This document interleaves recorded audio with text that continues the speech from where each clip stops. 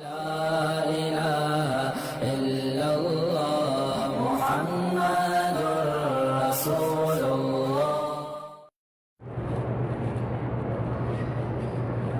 بھائی گزارش یہ ہے کہ بہت سارے لوگ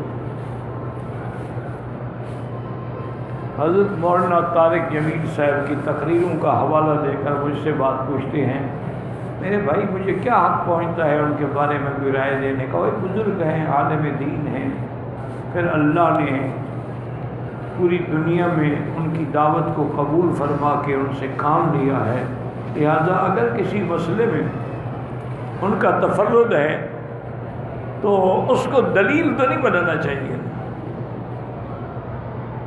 اب دیکھیں نا، بی بی عائشہ جیسی قریب صدیقہ بنت صدیق وہ کہتی تھی مردے نہیں سنتے، باقی صحابہ کہتے تھے سنتے ہیں۔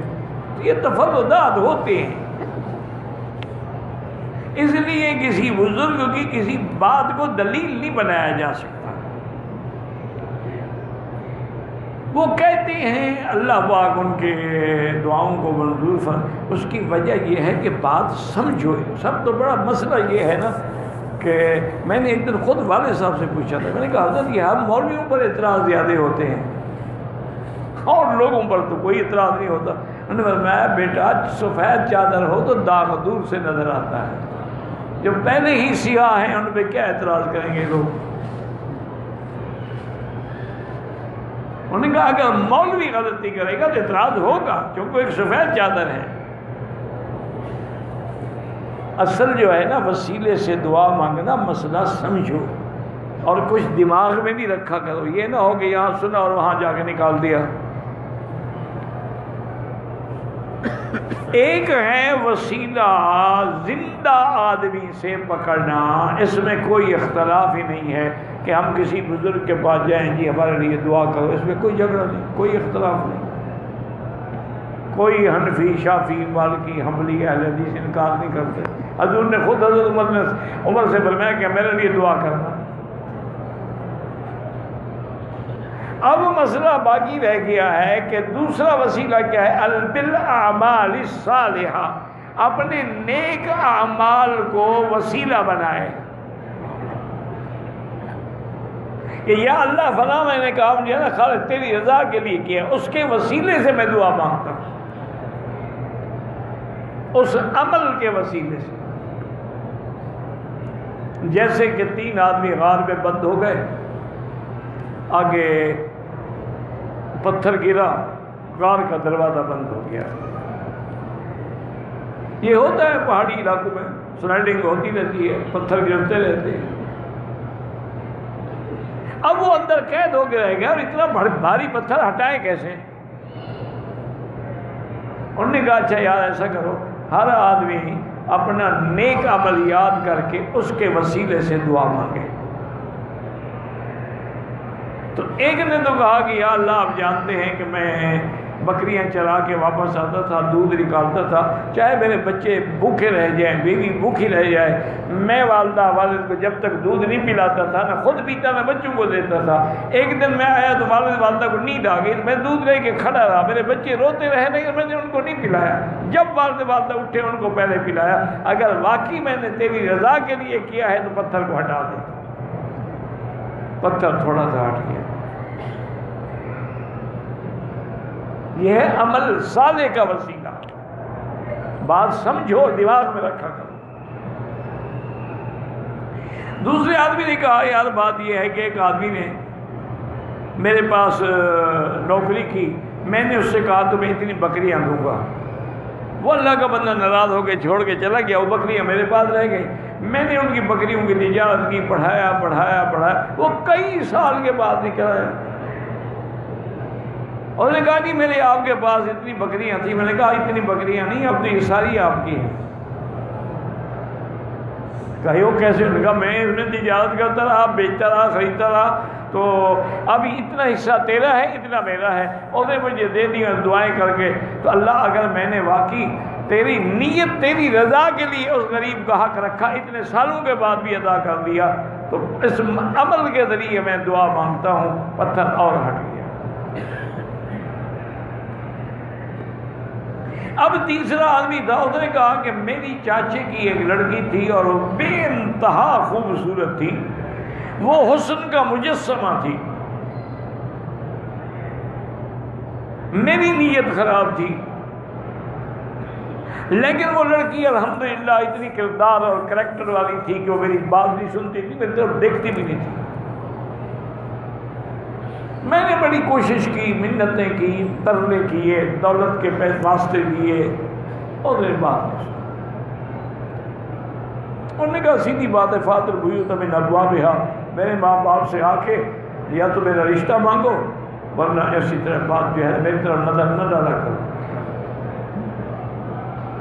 کہتے ہیں کہ ایک رات میں اپنے گھر میں سویا ہوا تھا، کھٹکا دروازہ آدھی رات کو، میں باہر گیا تو وہی لڑکی کھڑی تھی اور رو رہی تھی۔ میں نے کہا کیا بات ہے؟ اس نے کہا میرے والدین کو تکلیف ہو گئی ہے شدید، والد کو، اور ہمارے گھر میں کچھ بھی نہیں ہے کہ ہم ان کو حکیم ڈاکٹر کے پاس لے جائیں، اگر تم مجھے 100 درہم دے دو، یعنی 100 ریال دے دو، اور جو تم مجھ سے چاہتے تھے نا، میں آج اپنی عزت لٹانے کے لیے تیار ہوں، میں خود آئی ہوں تمہارے پاس، میں مجبور ہوں۔ میں نے 100 روپیہ نکالا، اس کو دیا، ہم نے کہا جاؤ اندر۔ میں نے اس کو کمرے پہ اٹھایا، میں نے کہا کپڑے شپڑے اتارو، میں تیار ہو کے آتا ہوں۔ میں گیا تو وہ بیچاری کپڑے اتار کے بیٹھی تھی، جب میں نے اس کو ہاتھ لگایا تو رو پڑی۔ میں نے کہا کیا بات ہے؟ اس نے کہا اللہ کے بندے، لا تفک الخاتم الا باذن اللہ، خدا کے لیے میری اس انگوٹھی کو مت چھیڑو اللہ کے حکم کے بغیر، میں نے کبھی زندگی میں گناہ نہیں کیا، میں مجبور ہو کے آئی ہوں۔ میں نے کپڑے پہن لیے، میں نے کہا جاؤ میرے گھر سے، اور یہ 100 درہم بھی لے جاؤ، میں نے تمہیں دیا ہے، اور میں تمہیں اب ہاتھ نہیں لگاؤں گا اور نہ کبھی تمہیں دیکھوں گا۔ یا اللہ اگر میں نے تیرے لیے یہ عمل کیا تھا تو غار کا دروازہ کھل جائے۔ اس کی دعا کے بعد دروازہ کھل گیا، ایسی ہوا چلی کہ پتھر کو اٹھا کر۔ یہ ہے وسیلہ بالاعمال الصالحہ، اس میں کسی کا جھگڑا نہیں ہے، جائز ہے، تمام ائمہ اربعہ کے نزدیک جائز ہے۔ تم نے کبھی کوئی نیک عمل کیا، کوئی خیرات کی، کوئی صدقہ کیا، مسجد بنائی، مدرسہ بنایا، جیسے حضرت ابراہیم نے دعا مانگی تھی نا بنا کعبہ کے بعد بنا تقبل منا، قبول فرما ہماری بنا، یہ عمل صالح۔ 2 ہو گئے۔ تیسرا واسطہ ہے ان بزرگوں کا جو فوت ہو گئے،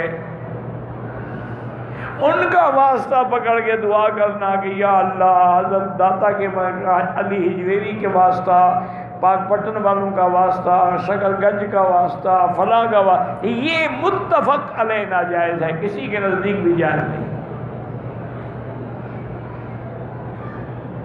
کوئی امام بھی اس کو جائز نہیں کہتا ہے، ناجائز ہے۔ اب رہ گیا باقی نبی کا واسطہ، یاد رکھو، یعنی کسی بزرگ کی موت کے بعد اس کا واسطہ تو بالاتفاق ناجائز ہے۔ اب ہے نبی اور شہداء کا واسطہ، تو بعض علماء یہی فرماتے ہیں کہ وہ بھی ناجائز ہے۔ جب بھی دعا مانگو سیدھی مانگو، سارے قرآن میں انبیاء نے اللہ سے سیدھی دعا مانگی ہے، واسطہ نہیں دیا۔ قرآن موجود ہے، میری بات پہ اعتبار نہ کرو، خود پڑھ لو۔ آدم علیہ السلام نے دعا کی، نوح علیہ السلام نے کی، ہر پیغمبر نے دعا کی، کوئی واسطہ نہیں دیا۔ تو تم بھی دعا سیدھی اللہ سے۔ بعض علماء انبیاء اور شہداء کے واسطے کو ان کی وفات کے بعد بھی جائز کہتے ہیں۔ وہ کہتے ہیں چونکہ نبی بھی قبر میں زندہ ہے اور شہید بھی زندہ ہے، تو زندہ کا واسطہ تو جائز ہے۔ اس لیے بعض علماء انبیاء اور شہداء کے وسیلے کو جائز سمجھتے ہیں، ان میں مولانا طارق جمیل صاحب بھی ہوں گے، وہ جائز سمجھتے ہوں گے، لیکن جمہور یہی کہتے ہیں کہ نہیں، سیدھی اللہ سے مانگو۔ اچھا، ایک بڑی بات میں آپ کو بتا دوں، شاید خدا کرے یاد رہے، میرے طالب علم بھائیوں کے لیے تو کام آئے گی۔ حضرت تھانوی کے پاس ایک آدمی آیا. حضرت تھانوی جو تھے نا حکیم الامت، یعنی بڑا اللہ نے حکمت اور علم دیا. وہ حضرت کی خدمت میں آیا اور اس نے کہا کہ حضرت، حضور پاک کا وسیلہ مانگنا مدینہ شریف میں جا کر حضور کے واسطے سے دعائیں کرنا جو ہے کیا جائز ہے؟ آپ جانتے تھے کہ یہ مسئلے پوچھنے والا اہل حدیث ہے، یہ اس کا منکر ہے. حضرت تھانوی تو قائل تھے نا، حضرت حاجی امداد اللہ مہاجر مکی بھی قائل تھے، حضرت تھانوی بھی قائل تھے وسیلے کے، لیکن اس کو بھی وہ جانتے تھے کہ بھئی یہ منکر ہے، یہ تو قائل ہے. فرمایا بھائی اگر مدینے میں جا کے صلاۃ و سلام پڑھو حضور صلی اللہ علیہ وسلم پر، یہ عمل صالح ہے یا عمل صالح نہیں ہے؟ انہوں نے کہا جی حضور پہ صلاۃ و سلام پڑھنا، درود پڑھنا، فرمایا بس اسی عمل کا واسطہ دے دیا کرو کہ یا اللہ میں نے جو حضور کی زیارت کی ہے نا اس کا واسطہ. تو عمل کا واسطے میں تمہیں اختلاف نہیں ہے نا تمہیں؟ اس نے کہا ہاں جی اس میں تو، اس نے کہا بس اسی کا واسطہ دے دیا کرو. وہ بیچارہ چپ، اس کو بات سمجھا. اللہ والے بات سمجھاتے ہیں نا جی. حضرت مولانا عبد الماجد دریابادی ابتدا میں یہ مولویوں کے بڑے خلاف تھے، بہت بڑے آدمی تھے، بہت بڑے عالم تھے،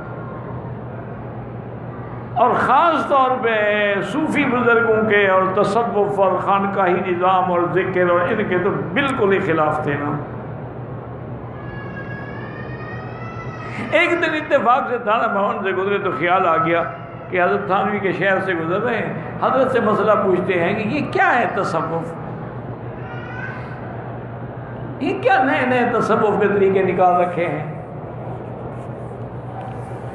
آئے حضرت کو سلام کیا اور خود بھی بڑے عالم. کہا حضرت میں نے ایک سوال پوچھنا ہے، مجھے جواب کی کوئی جلدی نہیں ہے، میں کہیں جا رہا ہوں، میں کل آ کر جواب لے لوں گا. اور پھر میں ہاں بھائی سوال تو بتاؤ. انہوں نے کہا یہ تصوف جو ہے کیا ہے؟ انہوں نے کہا تصوف کی ابتدا ہے اصلاح نیت سے اور انتہا ہے اصلاح عبادت تک، کہ ہر عمل انما الاعمال بالنیات، یہ ابتدا ہے. ان تعبد اللہ کانک تراہ فان لم تکن تراہ فانہ یراک، یہ انتہا ہے. انہوں نے کہا بس اب یہ سمجھ آ گیا، اب مجھے کل آ کے پوچھنے کی ضرورت ہی نہیں ہے، یہ تو قرآن حدیث کا مسئلہ ہے. انہوں نے کہا اور کیا ہم خود گھڑتے ہیں مسئلے؟ پھر حضرت نے بیعت بھی کر دی، اللہ ان پہ کرم رحمتیں فرمائے. تو اس لیے کسی پر اعتراض نہ کیا کرو، لیکن حالات یہی ہیں، فتویٰ یہی ہونا چاہیے کہ سیدھا اللہ سے مانو. کیونکہ جب تھوڑی سی آدمی کو ٹرین میں کھڑے ہونے کی جگہ دے دو نا تو بیٹھنے کی اگلا بنا لیتا ہے. جب تھوڑے سے وسیلے کی اجازت دے دو گے پھر اللہ چھٹی پہ چلے جائیں گے، تم نے مانگنا بھی انہیں سے ہے. یہ میں نہیں کہتا، باقاعدہ والے اعلیٰ حضرت نے لکھا ہے خدا کے بندے میں وحدت کے سوا کیا ہے. مجھے جو کچھ بھی لینا ہے میں لے لوں گا محمد سے. کہتے اللہ کے بعد بھائی کچھ نہیں، سارا نبی کو دے دیا، خود تو فارغ ہو گئے. انا للہ و انا الیہ راجعون. اس لیے اجازت نہ دیا کرو تاکہ لوگ پھر وسیلہ باقی رہے گا، اللہ کی ذات باقی نہیں رہے گی.